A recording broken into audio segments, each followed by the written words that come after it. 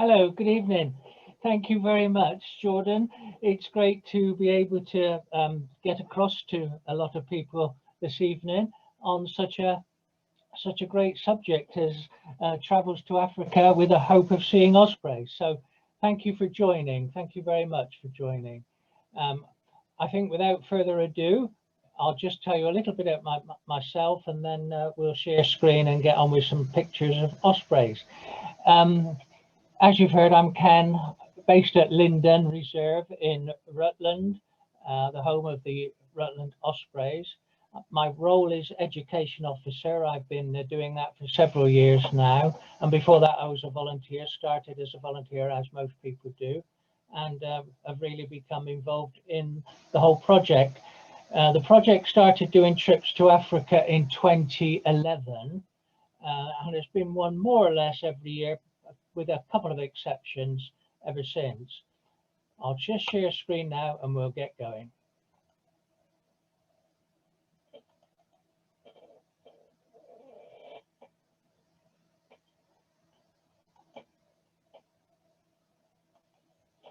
Here we go. I hope everybody's got that first slide.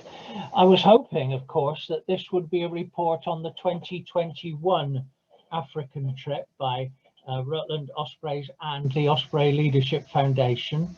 But of course that didn't take place. So I've gone back to the 2020 trip, January 2020, which was also a joint trip by the Rutland Osprey Project and the Osprey Leadership Foundation, organised by Tim McCrill and including people from Osprey centres in the UK other than Rutland. I started with this lovely picture. On the left, Gambia, then the River Alahine, a very wide river at this point, and on the right, southern Senegal. So we're looking for ospreys on the left in Gambia and on the right in Senegal. On this particular day, our group had just enjoyed a lovely lunch off to the left here, a place called Stala. And in the morning, we'd had a bird ringing demonstration involving African and UK ringers, which was really interesting, ringing exotic species, many different species, like barbets and weavers and hoopos and things like that, really interesting. And then we had this river trip, which is a really good way of spotting ospreys.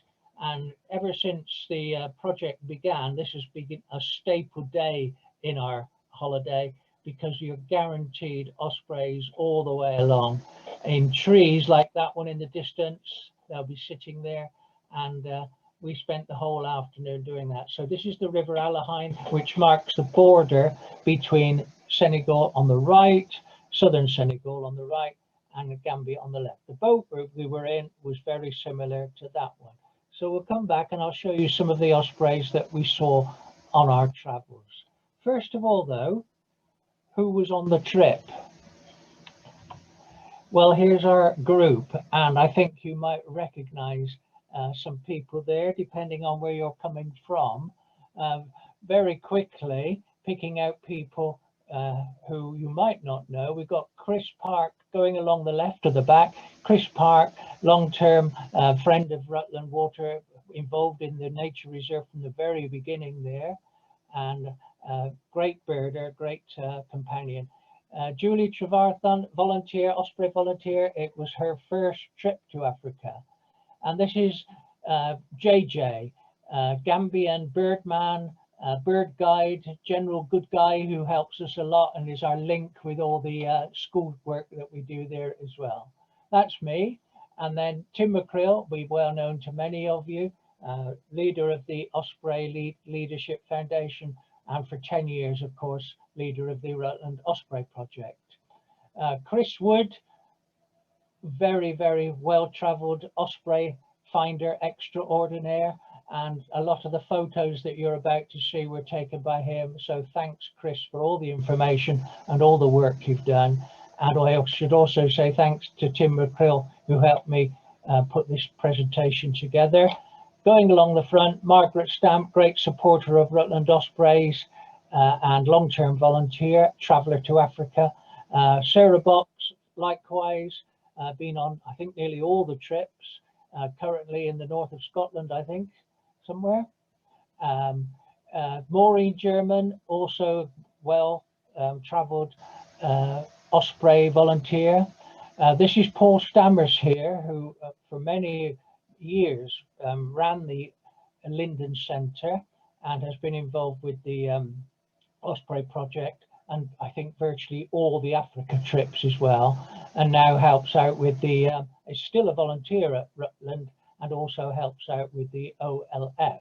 He likes to travel barefoot, as you can see, and wherever he goes. So this is Linda Jones, who is a trustee of the Leicestershire and Rutland Wildlife Trust, well travelled as well, great volunteer, and always helpful in anything we need to do. This is the most important man. He drives the bus you see behind. His name's Alaji, and he takes us to some places that any normal bus driver would not dare to go, as you'll see. This is Nafi Sar, African young woman who has been involved at Kartong Bird Observatory, working there, and is being helped by doing a course in IT in Gambia, supported by the OLF. And then one whose head on my screen is completely obscured, but this one here is Paul Waterhouse, formerly worked at Rutland Water as Osprey Information Officer in the early days, and is now involved in Cumbrian Wildlife Trust, and the Fowlshaw Moss Ospreys, of course, are something he's particularly interested in and looking after there. And this, and I'm sorry if you can't see her face, it's a very attractive one, is Alison Copland, who is very involved as a volunteer with the Poole Harbour Osprey project. Currently very busy, I should think, because I know that Tim has been preparing translocated ospreys from Scotland to go down to Poole as part of the translocation project there. So that's the people that were on our trip, and you'll hear me refer to them by name and you'll be able to remember who they are. Inside the bus and trundling through the landscape on our mission to find ospreys. This is Senegal, and we were on southern Senegal, and just to give you a flavour, this is the sort of country we were going through in order to reach our goal. Very bumpy, deserted villages, early morning. We like to be out and about early morning because that's when the ospreys have been fishing or coming back to eat their fish in their favourite places. How he found his way through these villages, I have no idea. Alaji is driving. JJ is in the blue shirt. You can just see his arm taking us through there. They were very exciting journeys, I can tell you. Really exciting. You never quite know what you were going to see next. So that just gives you a flavour of how we bumped along. That's in Senegal. But this one is closer to where we were staying. In 2020, we stayed for the third, or was it fourth year, at an eco lodge called Footsteps. And not far from there is this place, Gunjur Quarry, I'm taking you to. But before we get there, we drove right to the sea. This is the Atlantic Ocean, of course, a beach, scrubland. And if you're there early enough, ospreys are fishing out here, circling, diving in, fishing, and then bringing their fish back. You mustn't leave it too late because they'll all be back and you won't have a chance to see them flying and eating. And it's when they're eating that you've got most chance of seeing their legs, which might, if you're lucky, have a ring on showing their origins. So that's the sort of place we are. Early morning, you can see it's still quite grey and the heat of the day hasn't come yet, but it is beginning to clear. Now over that bank, over the bank here, this is what you see. That's Gunjur Quarry. Still worked at various times, and at various times of the year, it's perfect. Not just for ospreys, of course. As I said, they will have fished in the sea, and they will be bringing their fish back to eat on a stick, on a fence, or something like that. But these pools were alive with other birds, waders of all different sorts, sandpipers, wood sandpipers, green sandpipers, even some rare ones, spotted redshanks as well, and all the other green shanks, other sorts of migratory wader that you might expect. And round the edges on post, always a chance of an exotic little kingfisher,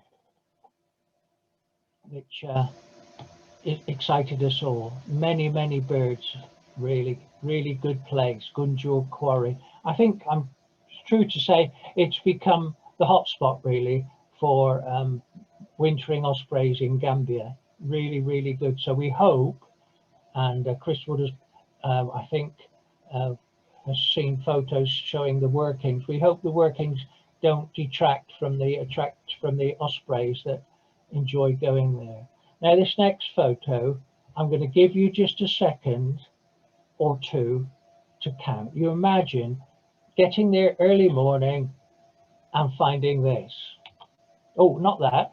That is what I was just telling you, a beautiful malachite kingfisher. Many other birds leave. That's a tiny little kingfisher, half the size, perhaps even less, of our own kingfisher. And on the same day, we had malachite kingfisher, which is tiny, and giant kingfisher, which is huge, as big as a jackdaw. So a real variety of kingfishers, as well as the waders and the other birds. But we're there mainly for ospreys. Now, I don't know what you're watching on. I'm going to give you a minute to count the ospreys there.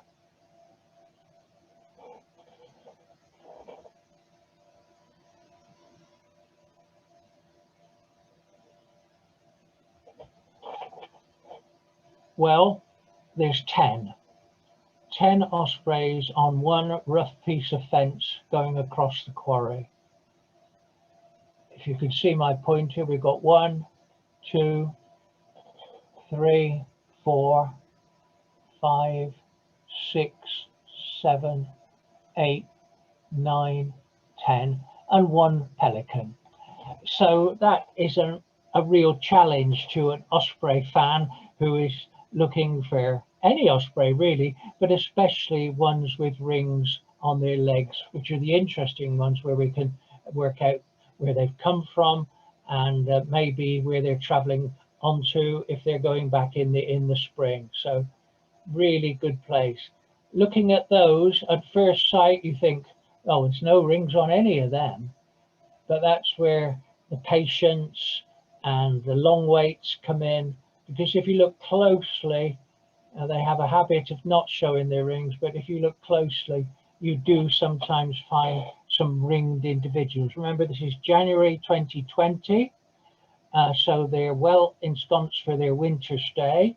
Some of them will be youngsters, so they'll be staying for 2 years before they begin their travel back. So some may have been there a few months only, some may have been there a year, and some 2 years and are beginning to think about going back in a couple of months' time, March 2020.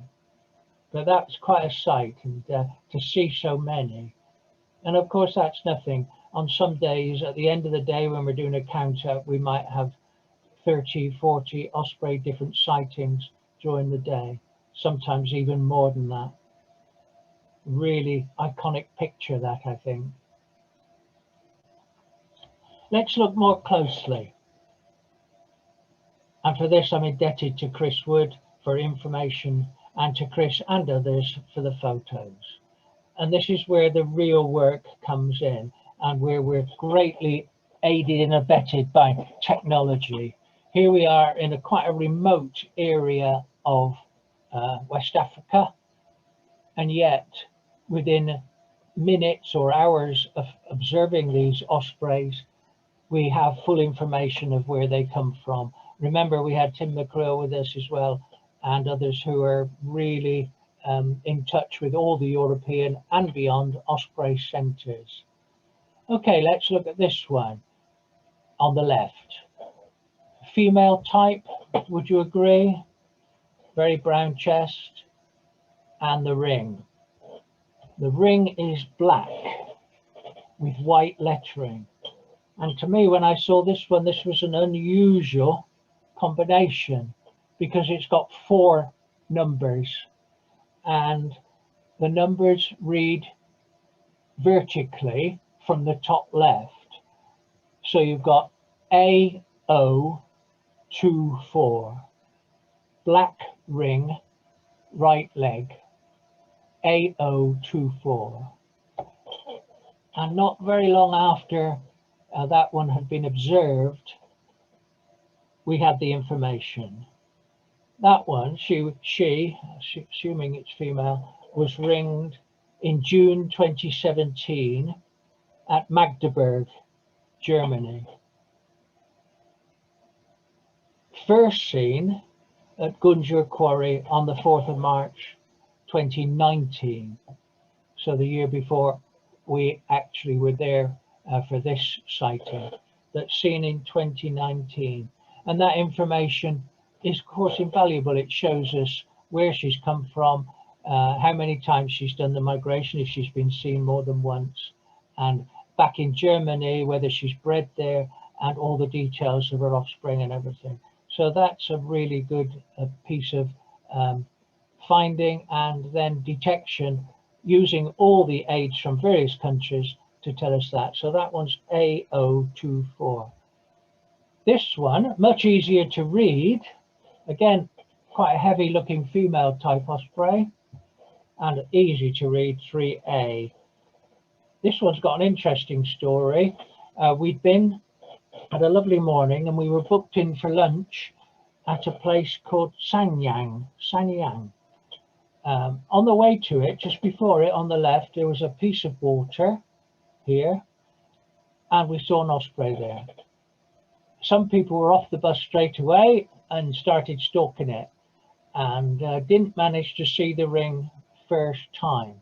So we went for lunch, very nice, it's a beach resort, Sanyang. And when we came out, after a paddle, some people had a paddle in the Atlantic, it was a very nice day, we came out and the bird was still there. So this time it was stalked until a photo could be taken, which revealed all its secrets. 3A. That one confused us for a while because we were reporting it as a yellow ring, and it wasn't yellow. It's yet faded to yellow from orange, because originally we thought it may be from, oh, I don't know, Finland or somewhere, but in fact it's a French osprey, orange ring, left leg, female, ringed on the 12th of July 2010 in the Loire and Cher department of France. And we saw it on the 23rd of January 2020. So that bird's getting on, 10 years old. How many times has it made that journey before we saw it? And it's an orange ring, not a yellow ring, but of course. And interesting too, the metal ring is of the clip type. Can you see? There's a little clip here, which is different from the metal rings that are put on UK ospreys and many other countries. So that was another nice discovery. And by the end of that day, when back in our eco lodge, round the table at dinner time, we were well pleased with that information that came through. So that's a nice one. Another one, brilliant photography here to reveal not only the ring, but the unique underwing, the unique underwing pattern that real experts use to identify individual ospreys in the absence of a ring. But this ring, yellow this time, right leg, JNR. This is quite a well-travelled osprey. Again, thanks to links with all the other European and Osprey centres which retain information and want to know where their ospreys have gone. This one is from Finland, ringed on the 11th of July 2014 at Kangasala, which is in Finland, and we saw it on the 24th of January 2020 at Gunjur Quarry. Amazing. Finland, what does that, double the journey, as if it was from France or UK down to Gambia? This one's from Finland. We do know that Finnish ospreys are amongst the most long distance travellers in Europe anyway, Europe and Africa. And I recall reading years ago that there was one in Finland that bred in the north of the Arctic Circle, but actually was seen in the winter near Cape Town in South Africa. That is one hell of a journey. It must spend most of its time either traveling or breeding. This one didn't quite go that far, but if you look up in a map, you'll see that that part of Finland, Kangasala, is a long way north. And that one's got a clip ring as well. You see it there. So as you can see, I'm only choosing a few of these at random. There are people who've got very detailed records of all the ones we've seen that have been seen, not just on our trips, but by other people, all the way going back to when these records first started coming online. So it really has added greatly to our migration knowledge. Now, many ospreys, as those of you who've actually tried it know, like to sit like that. And that makes life really difficult for those of us that are looking for legs and rings, if there are any. They love to find a place. Again, this looks like a well-built female, and she's sitting there on the tide line with her legs concealed. So here, the really fanatical osprey observers come into their own, because you have to wait. There's no other way. If the tide's coming in, you hope that the water will move her on eventually, and she might just have a ring on one of the legs, both the legs, and it might be that longed for blue ring on the right leg, which indicates a Welsh or an English one. You don't know. Not all of us had the patience to wait there until they flew, but some did, and were rewarded in some cases with real gems of discoveries. Like this, 019. Now, there may be people watching tonight who recognize that immediately. 019, blue ring, left leg. And that was a real discovery, because this bird was translocated from Scotland to Poole Harbour and migrated from there, from Poole Harbour, at the end of 2019, and was seen in January 2020 at Gunjur Quarry. Not by all of us, sadly, but by Chris Wood, who took that picture. And we had someone with us who is from Poole Harbour, Alison, and I know she went back, was it more than once? Definitely spent a long time looking for the Poole Harbour bird, but I don't think managed to see it, but it was there. We know it was there, and that was a great first, I think, for the Poole Osprey project. And that bird hopefully will go back there again, and then when old enough, return to the Poole Harbour area to breed. So that is what you wait for. That is what people who travel thousands of miles to go down to watch the ospreys wait to see, one of the ospreys from their own area.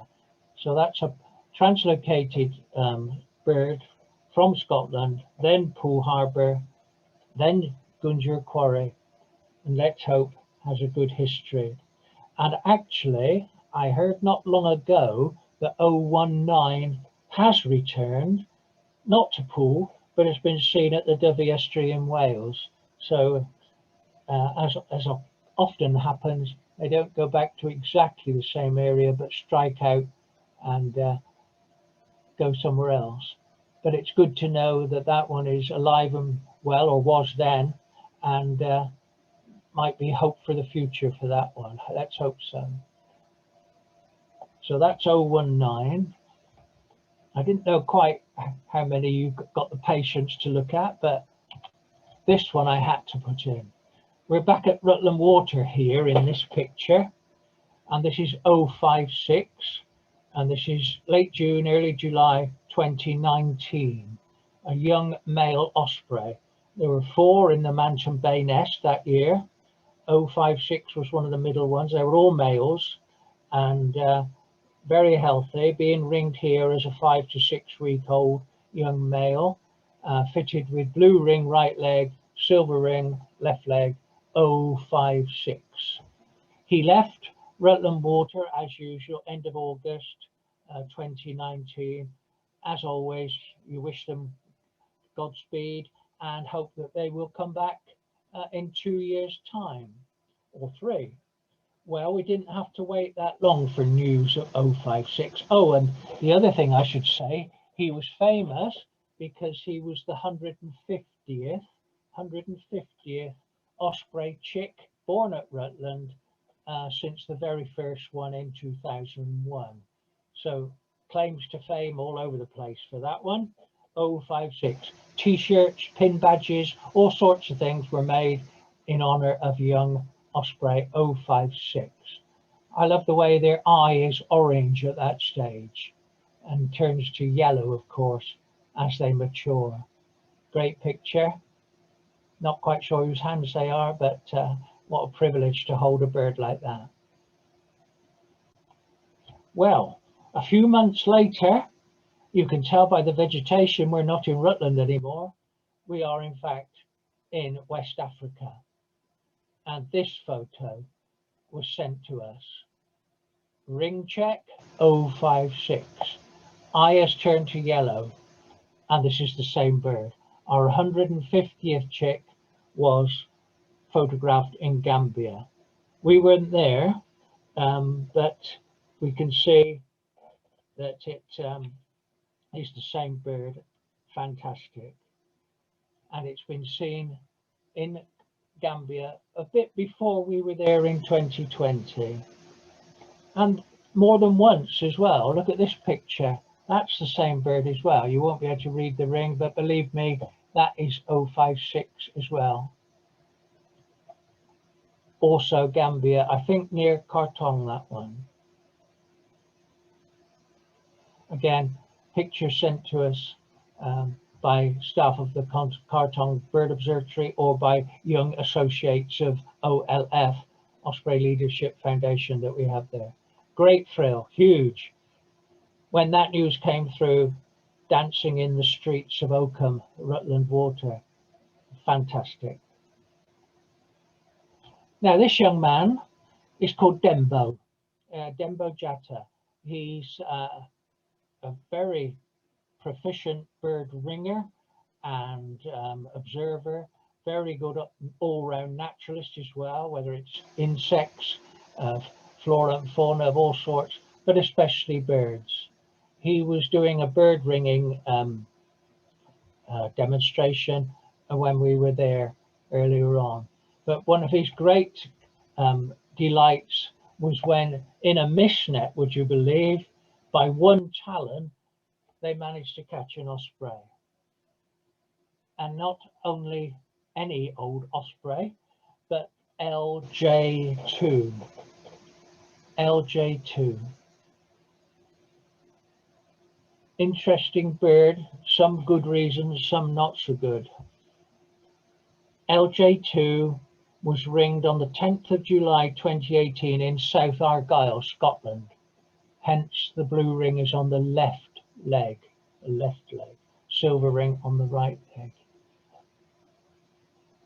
So he was seen October, December 2018, first of all at Khartoum, and then again subsequently.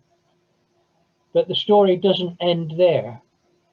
LJ2 was the male, is the male at Lynbrennig, the Osprey pole that was callously and tragically cut down earlier this year, which you may all have heard of.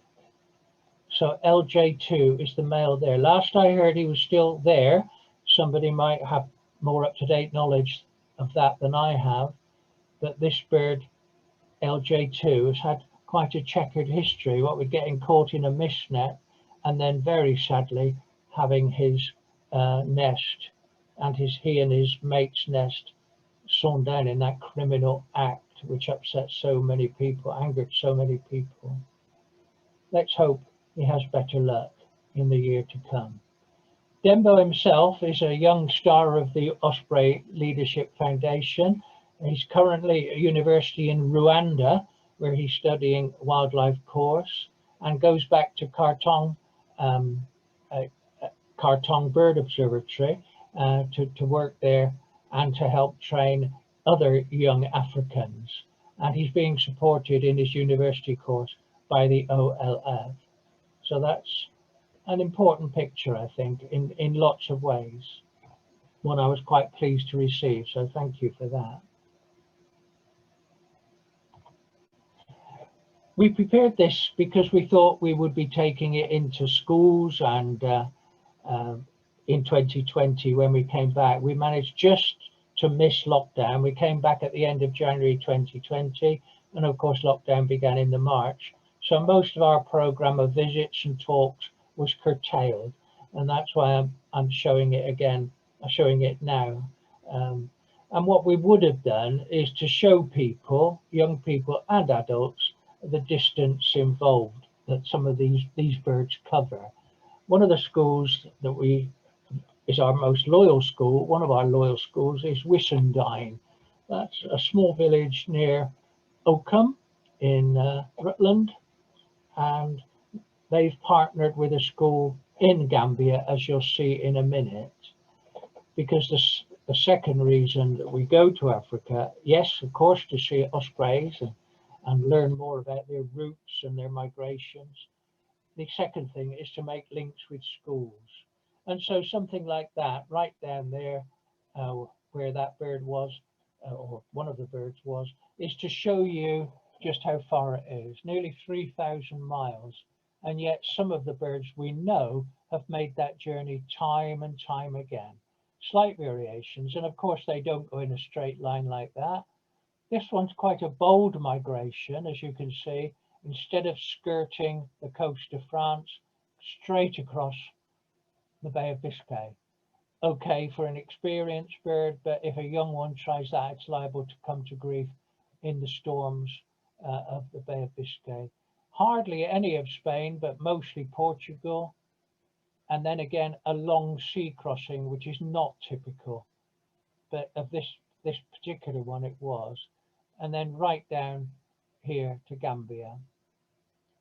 The more usual route would take a bird across a narrower part here, down this coast here, across Spain, across a narrow there, and then Morocco, Western Sahara, Mauritania,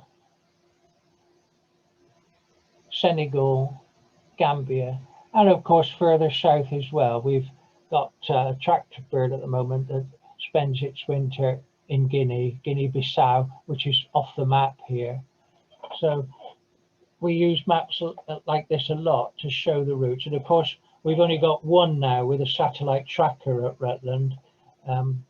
We did have 4 altogether at one stage, but they've passed on, all the trackers have ceased to work. And we now have only one, and that is the one I just mentioned. That spends the winter a little island off Guinea-Bissau down there. So that's that. Now, as I said, the second reason we go is to make contact with the people of West Africa. And there's no better way of doing that than going to the schools. In Gambia, the schools are taught through the medium of English. So the children and the teachers are quite good at English and can listen and read the literature we take for them and so on. And this time in 2020, we went to 3 different schools, or had contact with 3 different schools, and between us, the Rutland Project and the OLF, the Leadership Foundation, have established links with at least 4 schools to make Osprey clubs and provide them with help. And when we go there, do visits to the schools. This time we went to this school. It's called Tanji Life School. Tanji is quite a large village between Banjul, the capital, and where we were staying. And we've been there several times before. Not all of us, as other members were out still looking for those elusive ospreys, but some of us went to this school, Tanji Life School. Very informal, very nice head teacher. This is him with his hat, Mr. Gibba, and he was very welcoming. His hospitality was fantastic, and we took materials for him. His little office here, very informal, little boy wandering in there just to see what's going on, and we provided him with some materials for his children to read and do. Fantastic school, quite small. The parents for this one do actually make a financial contribution, whereas in some of the other bigger schools with numbers of children over 1,000, and they educate them in shifts, in this one they were able to stay all day because numbers were smaller. But they are very Osprey friendly. On the walls all around the school, posters like that. And of course, when we went outside to meet the children, they were very keen to have the books and also to receive letters and posters and pictures that children at Whissendine School that I've just been talking about had made for them. Every child received something, a letter, a picture, a postcard with a message on and an address to write back. And here they all are with their letters from the English school. All very excited.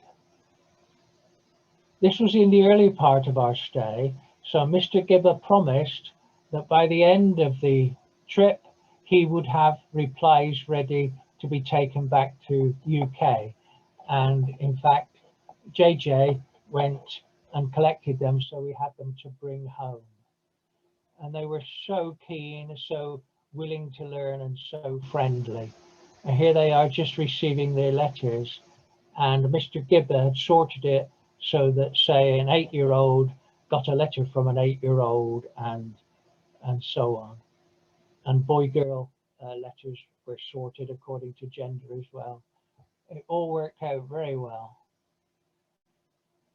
And they wanted to show us everything they'd done. Interesting colour combination for their uniform. There's Linda Jones, who I mentioned earlier, making friends with a lot of them. And before we left that day, they started painting, not in an art class or an art room, but directly onto the school walls. And this is going to be a terrific illustration from one of the books, one of the Aussie books. Here it is down there.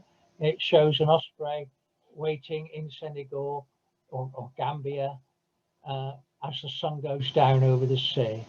Of course, it would take them a long time to finish it, but I was very pleased to receive a picture of the completed artwork, which is there. I think you'll agree that is rather good. And that's not the only one. The whole school is Osprey oriented, because that to them represents friendship across the oceans, and is a great example of the Osprey as a talisman for international relations, friendship, and friendship across borders. I love that. Here's another one, show a cover from one of the books showing a group of children in UK, group of children in Africa, and the Osprey, linking the two together. Fantastic. And the last slide is this one. Our group at Gunjur Quarry again, where we spent so much of that week concentrating, looking for ospreys and other birds. And one of the great things, as well as the birds we saw, was the companionship and friendship that we've gained with one another, which is apparent even now. Some of us were together last night on a cruise on Rutland Water, and it's just great that we are able. And I was so pleased that young Nafi, who is developing into a great role model, we left some books with her, and then I heard the next day the next week, that she'd gone back to her own school in Kartong village, where she left only a few years ago, and she went back and gave a talk and gave out books and read Osprey stories to the children there. So I think what we're doing is valuable in many ways, but perhaps the greatest thing is that it's done in a spirit of friendship and cordiality amongst our very different nations.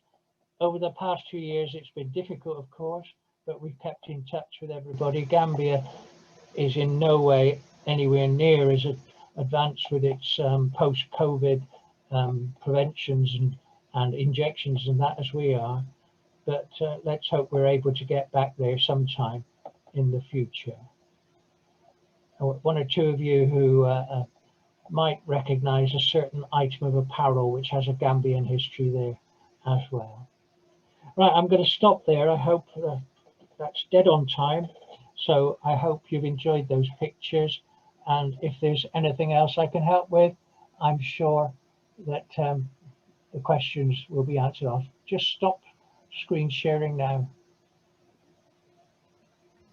if I can. We have a few questions coming through, and I can see that we've got people from all across the UK with us today, so it's exciting to have people outside of our counties here. We've got a question from Susan, and she just you mentioned LF, which is the Osprey Leadership Foundation. I think she wants to know a little bit more about that.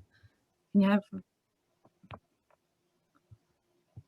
Sorry, I didn't quite catch that. Sorry, my microphone is really poor, isn't it? So Susan has asked a little bit more information what the OLF is that you've mentioned a couple of times, and that's the Osprey Leadership Foundation, isn't it?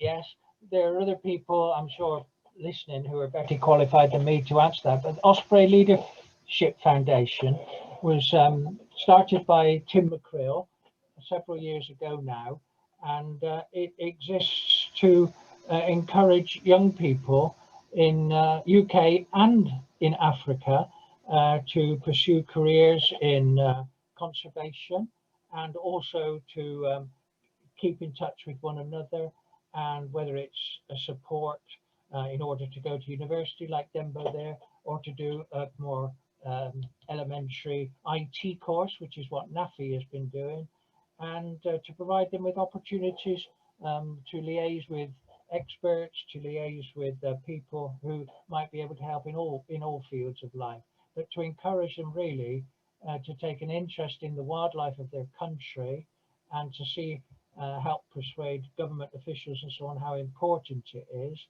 and to give them every help we can. Tim McCrill is the one who would be most able to answer that. But if you just go on board online, they've got a terrific website. It's www.osprey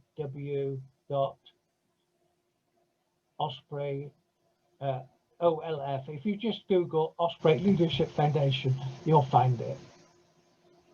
Thank you. And then a lot of our questions are about migration. So we've got a couple in different boxes. So we'll start off with the first question that we received, which was from Lady S, and she said that she's an Osprey novice watcher, and she wants to know, I think this is from one of the first pictures you shared with the 10 Ospreys, she wants to know why they can tolerate each other's company while they're overseas, but when they're back nesting in the UK, they're quite territorial. Yes, that's true. Good point. When they're in the UK, unless they're young ones, non-breeding, they are very territorial and will drive intruders away, making those special calls that we often hear around here, and perhaps you do at other places. I think wintering ospreys have a much easier life. They're not encumbered by young nest building, feeding their mates, and looking after chicks, incubation, all those things. And so they're much more relaxed. I've seen them actually, adult ospreys in winter, chase young ones away. They have their favorite perches and trees and fence posts. Just as you saw in that photo of 10, for all we know, that each one is on its own post. And if another one tried to land there, it would drive them away, especially if it was a young one, an inferior one in age and so on. Yeah, so they're far less territorial, and they'll share places like that quarry, which in the UK and other breeding areas, France, Germany, wherever, they will certainly not. So that is a fact, yeah. We've got another one from Jodine, and she wants to know, another recent Osprey fan, let's say, because we're watching the live webcams, and she wants to know why do they migrate, as the temperatures in the UK and obviously the Senegal and the Gambia are drastically different, and do they stop off at other countries during their migration? Oh yes, yes. To answer the last bit first, they do stop off. They might be forced to stop off by weather. They might find a really good lake or river which is well stocked with fish, and so they'll stay there 3 or 4 days sometimes and stock up. They tend to go much slower when they're migrating south than they do when they're coming north, especially ones that have got a nest to come back to. They will hurry back and maybe take, I don't know, 2 weeks or so. Whereas when they're ambling their way down through other countries and stopping, they will take maybe 3 weeks, 4 weeks before they get to where they think they want to be. And that could be Senegal, it could be